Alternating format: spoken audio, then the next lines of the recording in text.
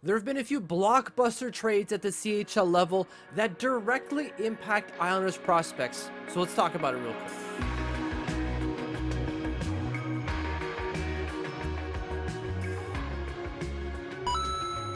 Hit that subscribe button, don't miss anything that I do on the channel. One of the videos I put up, the shorts with highlights from Islanders prospects, or your daily Islanders prospect update. Hit the subscribe button and don't miss either one of those. There have been a few blockbuster trades at the CHL level lately, and a few of them impact Islanders prospects directly. So we're going to talk about who it impacts and how it impacts them, because while it sounds like it should be benefiting them, sometimes it doesn't. Because while trades giveth, sometimes they taketh. The first one, we've already kind of talked about it in a separate video, so I won't spend too long on it, but I just want to show some of the moving pieces here. And that's Shane Wright going to the Windsor Spitfires. So let me just put that up here.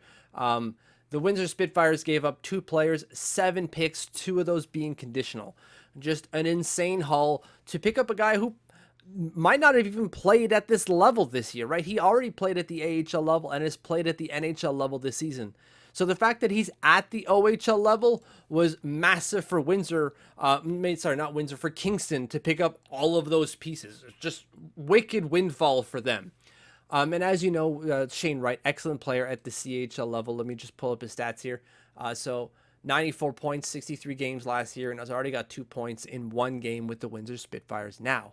So who benefits from that? Well, if you didn't watch that last video, you'll know that it's Matthew Maggio. That's an Islanders 4th round pick from the last draft who already has 53 points in 35 games. It's actually 51 in 34 if you don't count Shane Wright's impact on Maggio.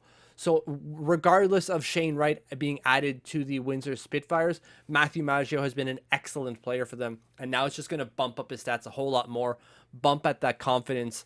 So excellent move there for an Islander prospect. The second one that I want to bring up is the Everett Silvertips sending 2 players to the Kamloops Blazers. And just look at the return. It's ridiculous. I'm going to bring it up here on the monitor.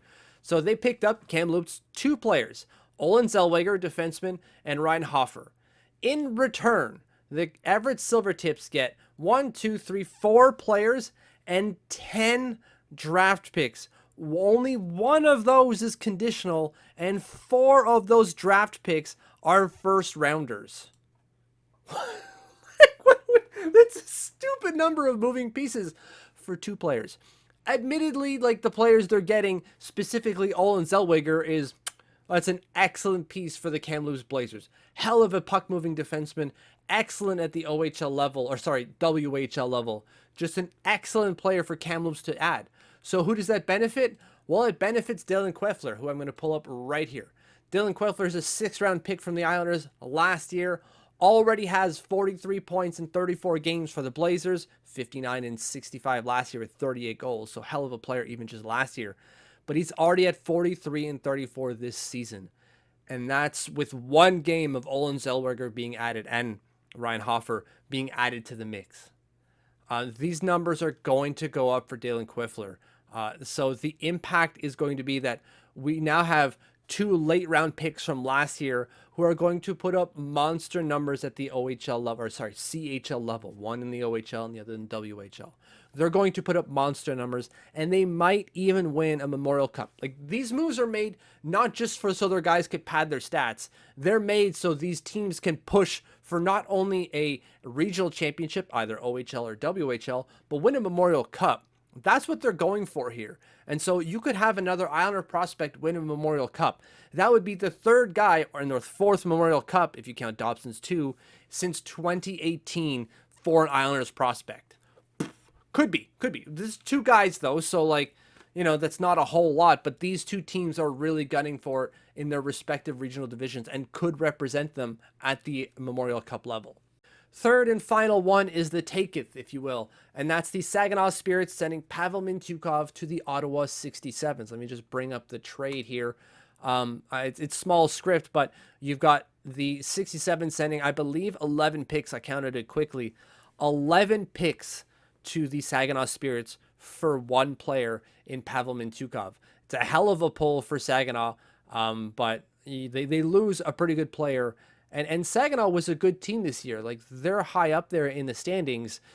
I think they realized they probably weren't going to be winning a Mem Cup or even maybe even pushing for an OHL championship. So they're just like, we've got some pieces. We got Michael Misa, so we're already pretty good. We've got some pieces here. If we can just get more, maybe we push ourselves in the right direction. And pulling a bunch of picks like this really, really helps. They might trade a few of those come the draft next year, but remains to be seen. Saginaw moving off for one player. How does that impact the Islanders? Well, there's one player there from the Islanders, and that's Tristan Lennox, the goalie that they drafted. And he's having a better season this year. I'm bringing it up right now. He's got, in the same number of games, a .303 goals against average and a .888 save percentage. While that mimics last year's AAA, the goals against average has fallen in the same number of games. So Tristan Lennox is having a better year than he was last year, but now Saginaw has moved on from their number one defenseman, right? That's like saying the Islanders just say like, no, Dobson, we're good, get out. Who's left, right? And you might say like, well, Adam Pelech is the number one guy.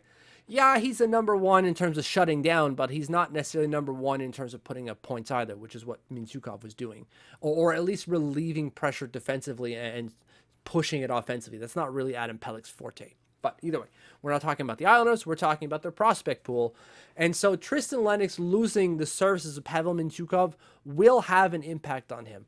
Hopefully it won't be a massively negative impact, but there will be one. So at the end of the year, remember that Matthew Maggio and Dylan Kefler are going to have big numbers. They were going to have big numbers regardless of these trades. But now those numbers are going to jump upwards. And so we have to remember that at the end of the year. Like when we see they have monster numbers, be like, yes, I remember they had Shane Wright on the team and Olin Zellweger as well. Respect that. And then conversely, I should say, is you have Tristan Lennox numbers might go down a bit because they lost Pavel Mintyukov. So we're going to have to remember that, and I'm going to do my best to do the same at the end of the year, that when we see inflated or maybe a little deflated numbers, that, you know, the circumstance changed for both of those guys. So we have to remember that and factor that into our decision making when it comes to projecting their future ceilings. Thank you for watching. Thank you for following. If you haven't subscribed yet, do it. You're going to get videos. I'm trying to do it daily, but like it might not come out every day.